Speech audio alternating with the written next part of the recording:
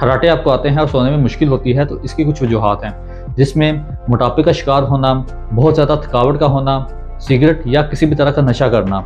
अगर ये सब चीज़ें नहीं है तो फिर नाक की हड्डी का अंदर से टेढ़े होना। ऐसे लोगों को हम ये मशवरा देते हैं कि सीधे लेटकर मत सोएं, हमेशा करवट पर सोएं और सोते वक्त सर के नीचे एक से ज़्यादा सरहाने रखें। इसी तरह अगर वजन ज़्यादा है तो उसको कम करने की कोशिश करें। सिगरेट या किसी भी तरह का नशा करते हैं तो उसको तर्क कर दें और ईएनटी डॉक्टर को दिखाएं ताकि देखा जा सके कि नाक की हड्डी अंदर से कहीं टेढ़ी तो नहीं है। खर्राटे आपको आते हैं और सोने में मुश्किल होती है, तो इसकी कुछ वजूहात हैं, जिसमें मोटापे का शिकार होना, बहुत ज़्यादा थकावट का होना, सिगरेट या किसी भी तरह का नशा करना। अगर ये सब चीज़ें नहीं है तो फिर नाक की हड्डी का अंदर से टेढ़े होना। ऐसे लोगों को हम ये मशवरा देते हैं कि सीधे लेटकर मत सोएं, हमेशा करवट पर सोएं और सोते वक्त सर के नीचे एक से ज़्यादा सरहाने रखें। इसी तरह अगर वजन ज़्यादा है तो उसको कम करने की कोशिश करें।